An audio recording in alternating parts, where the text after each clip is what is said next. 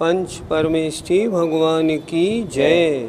पिछली ज्ञानशाला में हमने सुना मोक्ष मार्ग में लिंग का कोई महत्व नहीं, महत्व है भाव का। आज हम दो गाथाएं करेंगे।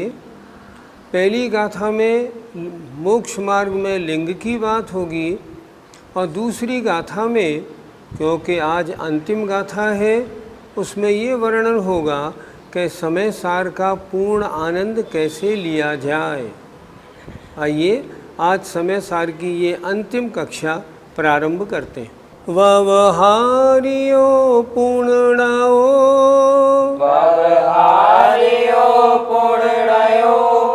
दोणी विलिंगाणि भणदि मोक्ष पहे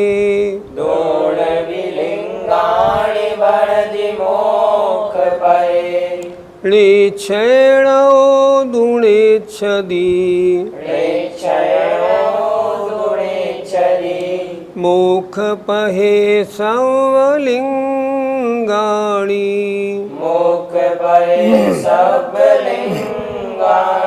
बोलो।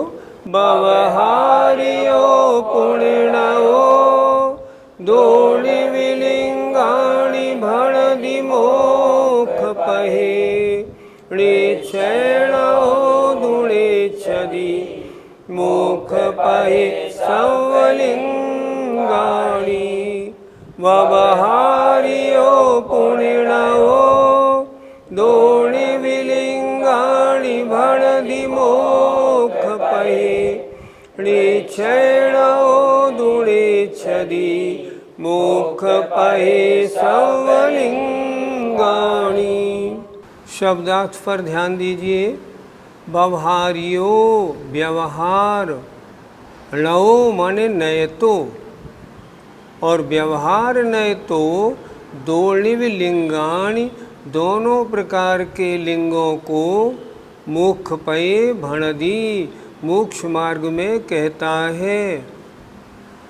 लेकिन निश्चयणो निश्चय ने न इच्छदि नहीं मानता मोक्ष पये मोक्ष मार्ग में सवलिंगाणि सभी लिंगों में से किसी को भी स्वीकार नहीं करता। व्यवहार ने तो कहता है कि गृहस्थी का लिंग और मुनि महाराज का लिंग, ये दोनों ही लिंग मोक्ष मार्ग में उपयोगी हैं। लेकिन निश्चय ने स्पष्ट कहता है मोक्ष मार्ग में कोई लिंग उपयोगी नहीं।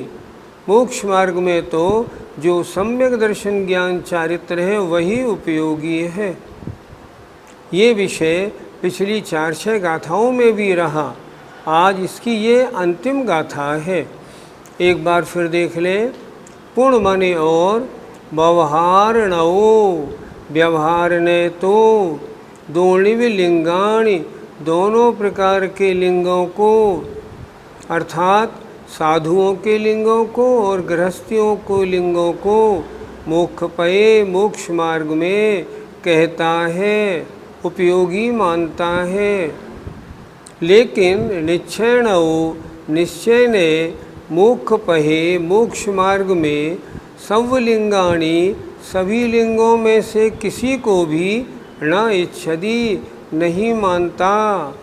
वो कहता है लिंग नहीं, आत्मा में जो अभेद रत्नत्रय है वही साक्षात मोक्ष मार्ग है। व्यवहार ने तो मुनि और श्रावक के भेद से दोनों प्रकार के ही लिंगों को मोक्ष मार्ग मानता है, किंतु निश्चय ने सभी बाह्य लिंगों में से किसी को भी मोक्ष मार्ग नहीं मानता। वह तो निश्चय दर्शन ज्ञान चारित्र को ही मोक्ष मार्ग मानता है। पंडित जी, आचार्य कुंद कुंद ने कितने लिंग माने हैं? आचार्य कुंद कुंद महाराज ने एक ग्रंथ लिखा लिंग पाहुण। उसमें लिंगों की ही चर्चा है विशेषतया। उसमें आचार्य महाराज ने 3 लिंग स्वीकार किए हैं। पहला लिंग निर्ग्रंथ दिगंबर मुद्रा, ये पहला लिंग है। दूसरा उत्तम श्रावक अर्थात क्षुल्लक और एलक का लिंग, और तीसरा आरिकाओं का लिंग, इस प्रकार 3 लिंगों को मोक्ष मार्ग में स्वीकार किया है। पंडित जी, यहाँ क्या द्रव्य लिंग का सर्वथा निषेध किया है? इन गाथाओं में ये बताया है कि तुम द्रव्यलिंग धारण करके संतुष्ट होके नहीं बैठ जाना, मेरा काम तो पूरा हो गया, मैं तो मुनि बन गया, मैं तो क्षुल्लक बन गया या अन्य मत का साधु बन गया। नहीं, ऐसा नहीं, इसमें संतुष्टि नहीं करना। ये तो बाई लिंग है, ये आवश्यक भी है, इसके बिना कभी अंतरंग के परिणाम नहीं बनते। पहले जब दीक्षा हुई थी तब तो सारे बाई परिग्रह का त्याग करा दिया था, लेकिन शरीर का त्याग नहीं कराया। क्यों? शरीर के द्वारा ध्यान अनुष्ठान आदि होते थे।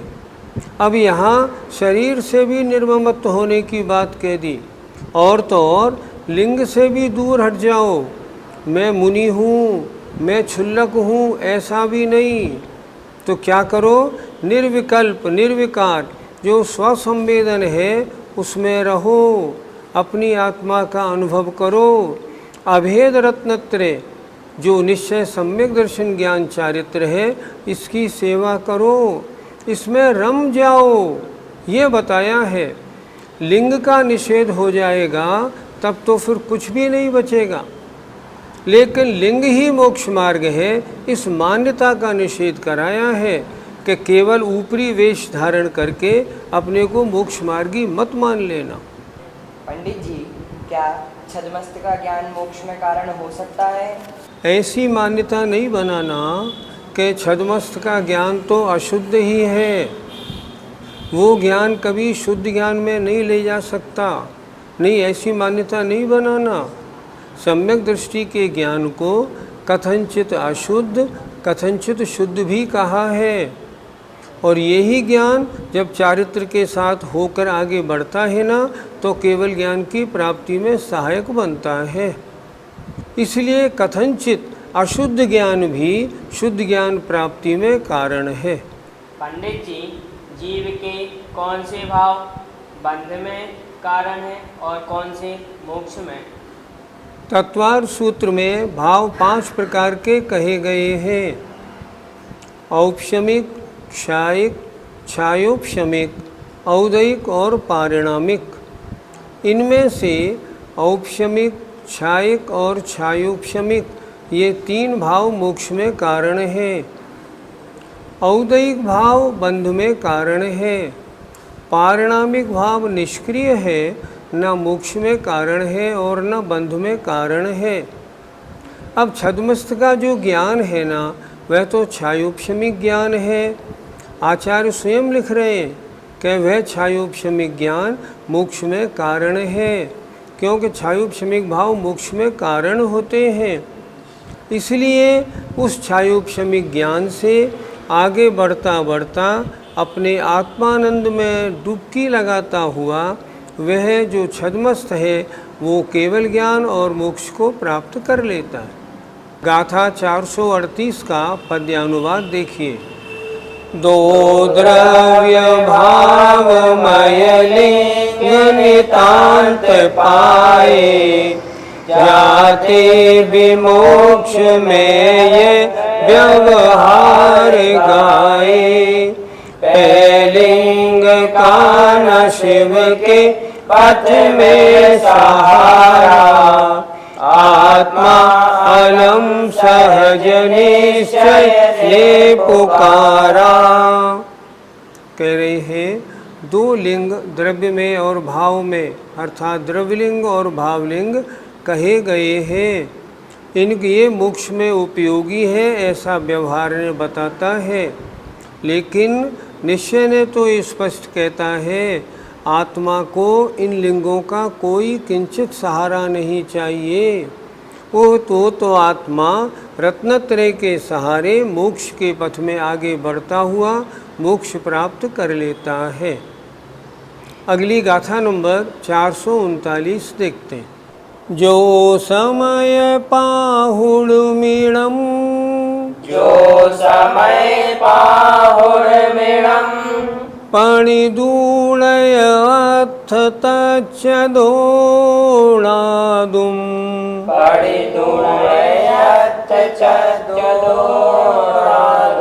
पणिदूणय अथ तच्च दोणादुम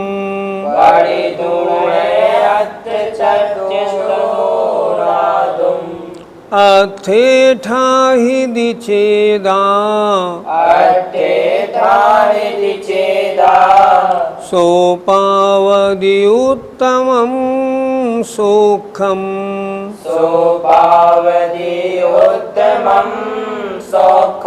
बोलो। जो समय पाहुणमिणं पणिधूणे अथ तच्च दोणादुम अथेठाहि दिचेदा सोपावदि उत्तमं सुखम। जो समय पाहुणमिणं पणिधूणे अथ तच्च दोणादुम अथेठाहि दिचेदा सोपावदि उत्तमं सुखम। आइए शब्दार्थ पे दृष्टि दें। जो समय पाहुणम इणम, जो इस समय सार ग्रंथ को पणिदूणे पढ़कर अथ तच्चदो अर्थ और तत्वों से णादुम जानकर अर्थ में अथे अर्थ में चेदा माने आत्मा ठाईदी ठहरता है। समय सार जी में जो कहा है उसे अच्छी तरह जाना और जान के इसके अर्थ में जो समय सारकार कह रहे हैं उसमें जो ठहरता है उस रूप अपने को बनाने की कोशिश करता है। सो माने वह है उत्तमम सुखम पावदी, उत्तम सुख को प्राप्त करता है। फल बता रहे हैं। ये समय सार जी की अंतिम गाथा है। आचार्य कुंद कुंद महाराज कह रहे हैं इस समय सार ग्रंथ को जो पढ़ेगा और उसके अर्थ और तत्वों को जानेगा और जान के जो अर्थ में अपने आप को स्थित करेगा वह उत्तम सुख को प्राप्त करेगा। मात्र पढ़ के छोड़ देगा नहीं तो कुछ भी नहीं हो पाएगा। इनमें लिखा है स्पष्ट, पढ़ने के बाद उसके अर्थ में ठहरता है। जो कहा गया है तदनुसार अपना परिणमन करता है, अपने आप को बदलता है, वह उत्तम सुख को प्राप्त करता है। ऐसे जीव इस भव में चाहे उत्तम सुख मोक्ष सुख को प्राप्त न करें पर नियम से अगले कुछ भवों में मोक्ष के अधिकारी बनेंगे। अर्थ देखें, जो ज्ञानी जीव इस समय सार ग्रंथ को पढ़कर पदार्थ और तत्व से जानकर उसके अर्थ में ठहरेगा अर्थात इस ग्रंथ के कहे अनुसार अपना परिणमन कर लेगा वह स्वयं उत्तम सुख को प्राप्त कर लेगा। अंतिम गाथा में आचार्य कुंद कुंद महाराज ने समय सार ग्रंथ के फल को बताया है। समय सार जी हमने इतने दिनों तक पढ़ा, पढ़ने के बाद हमने उसको थोड़ा बहुत आगे पीछे देखा और फेरा। निश्चित रूप से जितने समय तक हमने अपना इसमें उपयोग लगाया हम अशुभोपयोग से हटे और शुभोपयोग में आए, लेकिन मात्र इतने से संतुष्टि नहीं चलेगी। होना क्या चाहिए कि इसके अर्थ में पहले ग्रंथ को पढ़ा और जो उसके अर्थ में ठहरा उस अर्थ में जो ठहरेगा अर्थात जैसा समय सार जी में कहा वैसी मान्यता बनाएगा, वैसा परिणमन करेगा, वह स्वयं उत्तम सुख को प्राप्त कर लेगा। पंडित जी, ग्रंथ पढ़ने का आचार्य ने क्या फल बताया है? आचार्य ने 3 बातें लिखी हैं। पहले तो ग्रंथ को अच्छी तरह समझो और समझने के बाद इसके अर्थ में ठहरो। और तीसरी बात बताई है इस रूप अपना परिणमन बनाओ। जो ऐसा करेगा, पहले पढ़ेगा, पढ़ने के बाद इसके अर्थ को अच्छी तरह समझ के अर्थ में ठहरेगा और तद्रूप परिणमन करने की कोशिश करेगा, उसको तो महान सुख ही सुख प्राप्त होगा। मुझे इस संबंध में एक साक्षात एक दृष्टांत याद आता है। आचार्य श्री रामटेक जी में चातुर्मास था, विराजमान थे। पर्युषण के दिनों में मैं भी वहाँ गया था, 30 साल से जाता ही हूँ। वहाँ जब गया तो मैंने देखा 1:30 बजे का टाइम था। आचार्य श्री समय अपने सामायिक में थे, सामायिक पूरी होने वाली थी। एक लंबे चौड़े मोटे तगड़े सज्जन गेट के बाहर खड़े थे, धोती कुर्ता पहने थे। सहारनपुर का उन्होंने अपने आप को बताया। मैंने उनसे पूछा, आप किस लिए पधारे हैं? बोले, मुझे आचार्य श्री से कुछ चर्चा करनी है। इतने में आचार्य श्री की सामायिक पूरी हो गई। हम और वो दोनों अंदर गए। मुझे आचार्य श्री से बहुत से प्रश्नों के बारे में समझना था। मैं बैठा और मैंने उन पंडित जी को बोला, मुझे तो देर लगेगी, आप अपना प्रश्न कर लीजिए। उन पंडित जी ने आचार्य विद्यासागर जी महाराज से जो प्रश्न किया, मैं उनके प्रश्न को सुन के दंग रह गया।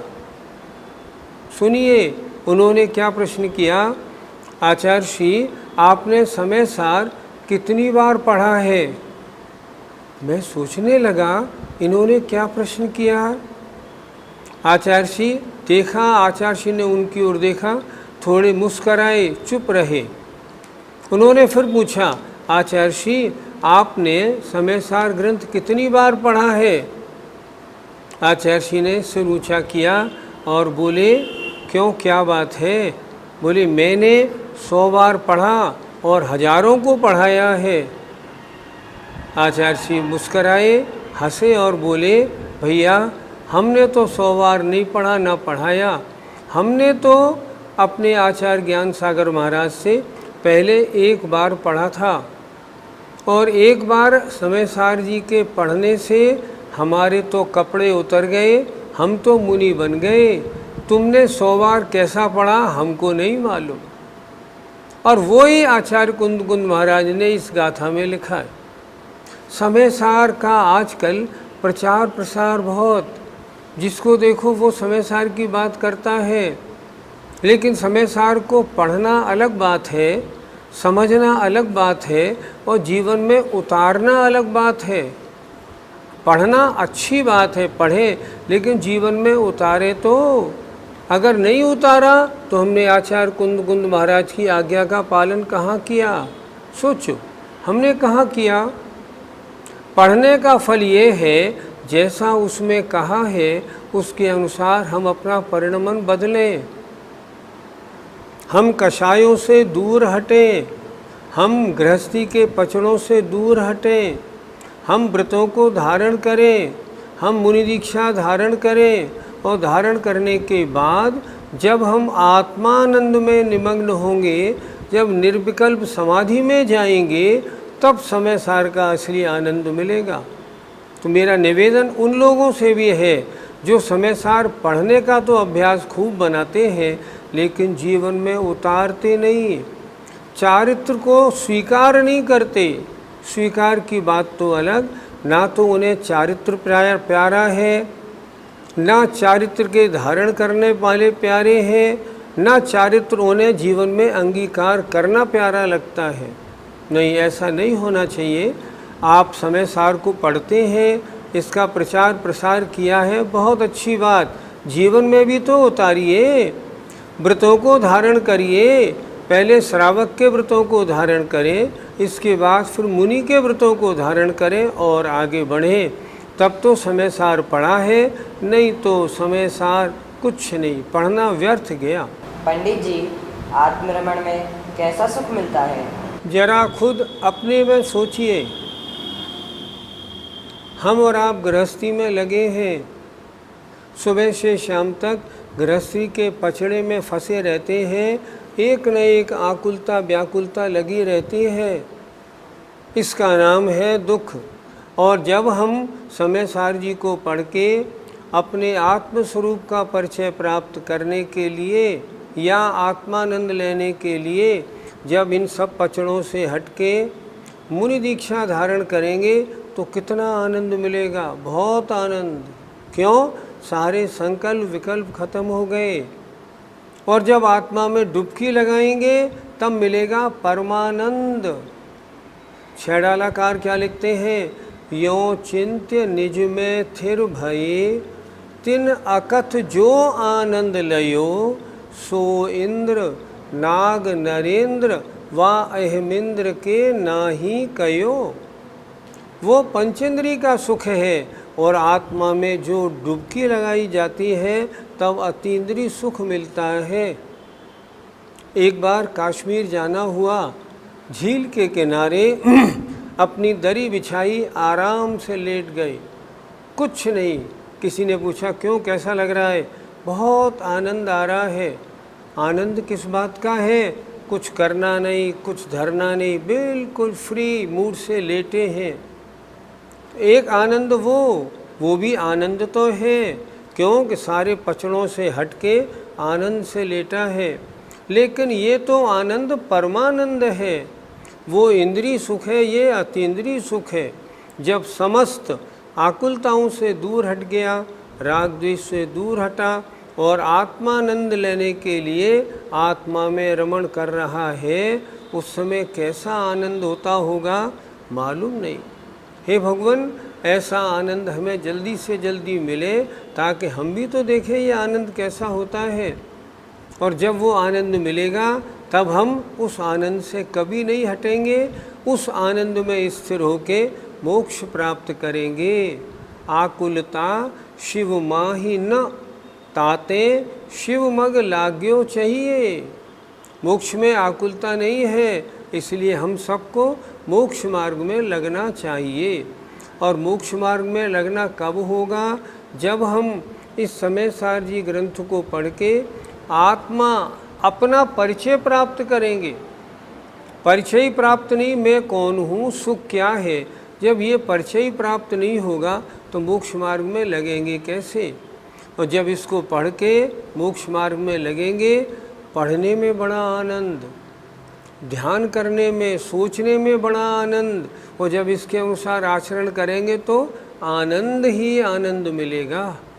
इसलिए आप सब श्रोताओं से निवेदन, आपने समय सार ग्रंथ को बहुत अच्छी तरह मन लगा के सुना।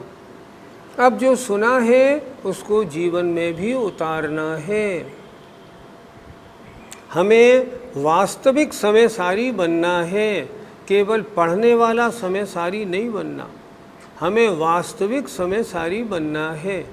अगर बनेंगे और उस रूप परिणमन करेंगे तब आपका पढ़ना सफल है, अन्यथा तो बोझ मात्र बन के रह जाएगा। इससे बढ़िया ग्रंथ नहीं। परम शुद्ध आत्मा का परिचय कराने वाला ये अद्भुत ग्रंथ है, इसलिए इसका आनंद लें। एक निवेदन और करूँगा, आज हमारी क्लास यहाँ समाप्त होती है। समय सार जी ग्रंथ पूरा हो गया, लेकिन अभी कल की पाठशाला में और हम समय सार जी की चर्चा करेंगे। और उसमें क्या करेंगे, इस समय सार जी ग्रंथ में 10, 5, 15 ऐसे कुछ गाथाएं हैं जो दिन भर गुनगुनाने की, बार बार याद करने की, अपने कमरे में लिख के टाँकने की हैं, ताकि हम अपने आत्मस्वरूप को भूलें नहीं। कल जब आप ज्ञानशाला सुनने आए तो पेन कागज़ लेके बैठिए। हम जो जो गाथा आपको सुनाएं और बताएं उनको नोट करिए, उनके नंबर नोट करिए और उन गाथाओं को ऐसा याद कर लीजिए जो जीवन में कभी नहीं भूलें। याद करिए, गुनगुनाइए, आपको बड़ा आनंद मिलेगा, और वह भी समय सार का ही तो आनंद है। पद्यानुवाद देखें।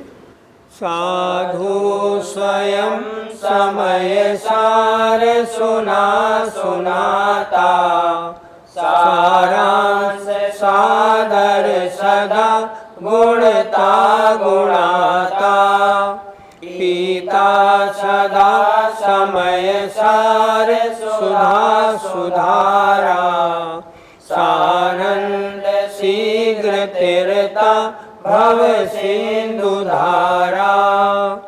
हमारे और आपके जीवन में समय सार प्रवेश करे, हमारा आचरण उसके अनुसार बने। इसी भावना के साथ आइए, आज समय सार पूरा हो गया, हम जय जिनेंद्र कर लेते हैं। जय जिनेंद्र। इस कार्यक्रम के पुण्यार्जक हैं मानक चंद, कमला देवी, राकेश कुमार नीतू, ऋषभ, सौम्या एवं Ayushi Musharraf, B123 city colony Jaipur, Premchand, Vijay Lakshmi Ajmera Jaipur, Ashok, Rajlakshmi Pandya Jaipur, Sunil, Renu Kasliwal Nai Delhi, Sunil Kumar, Jitendra Jain Diwan, Fatehlal, Ratanbai, Inder Kumar, Mahesh Kumar, Ashok Kumar, Rajendra Kumar Jain, Ashoka lights Jaipur. स्वर्गीय सौरभ जैन की 10वीं पुण्य स्मृति में पिता SC जैन, माता स्नेह जैन, भाई गौरव जैन, भाभी सोनिया जैन, अतिशय, आन्या जैन, बहन गरिमा जैन, जीजाजी नीरज जैन, समीर, रिजुल जैन।